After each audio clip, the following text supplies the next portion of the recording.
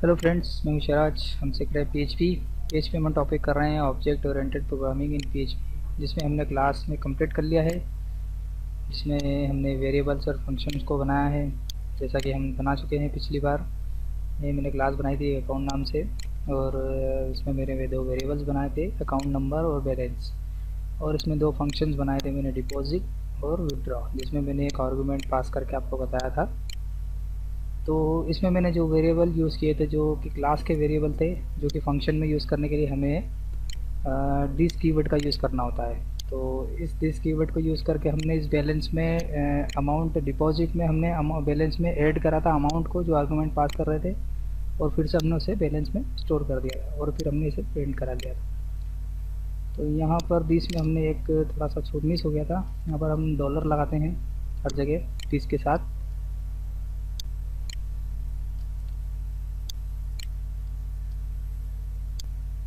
यहाँ सब जगह दिस में डॉलर भी लगेगा, ये याद रखें। ठीक है, फिर इसे मैं सेव करता हूँ।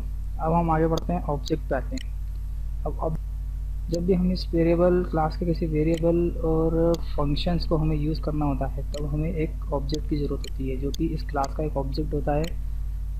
तो हम एक ऑब्जेक्ट को क्रिएट करते हैं, और उसके बाद फिर हम एक इस वेरिएबल और इस फंक्शन को यूज़ कर सकते हैं डायरेक्टली। जैसा कि हमने यहाँ पर क्लास बनाई है, तो इस क्लास में हमने जो वेरिएबल ले रहा हूँ, जैसे कि डिपॉजिट है, फंक्शंस ले रहा हूँ, तो इनको यूज़ करने के लिए हम इन्हें डायरेक्ट एक्सेस नहीं कर सकते, क्योंकि जैसे कि जनरली हम जो सिंपल फंक्शंस और वेरिएबल बना रहे थे, हम उन्हें डायरेक्ट यूज़ कर रहे थे। बट क्लास के किसी भी वेरिएबल और फंक्शंस को यूज़ हम डायरेक्ट नहीं कर सकते।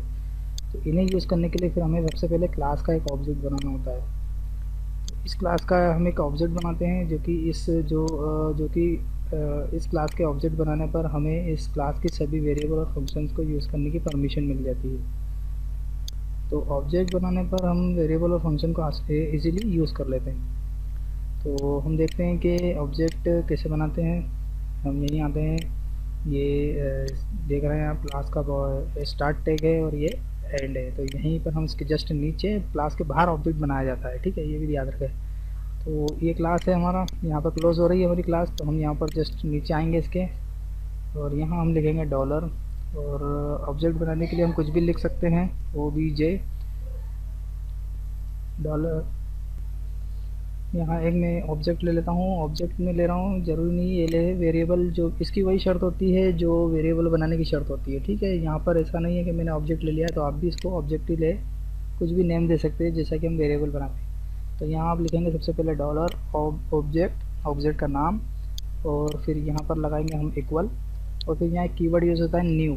जब भी हम कोई ऑब्जेक्ट बनाते हैं तो कीवर्ड यूज़ होता है न्यू, और फिर उसके बाद हम यहाँ पर क्लास का नाम देते हैं, जो भी क्लास का नाम होता है। जैसे कि यहाँ पर हमने यूज़ किया है अकाउंट, तो इसको मैं कहाँ से कॉपी करता हूँ और यहाँ में से पेस्ट कर देता हूँ, और फिर हम यहाँ पर इस पैरेंथेसिस को लगाएंगे और सेमीकोलन। पैरेंथेसिस क्यों लगाए हैं हम इसके बारे में आगे डिस्कस करेंगे, जब हम यहाँ पर कंस्ट्रक्टर पे आएंगे, जब हम इसके बारे में डिस्कस करेंगे।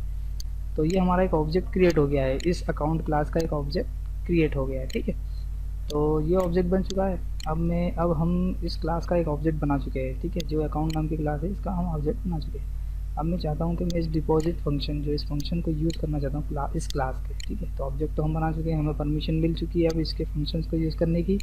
तो हम सबसे पहले इसके डिपॉजिट को यूज़ करते हैं। तो नीचे लाइन में आएंगे नेक्स्ट। अब यहाँ पर हम यूज़ करेंगे $OBJ, जो हम हमारा जो ऑब्जेक्ट का नाम है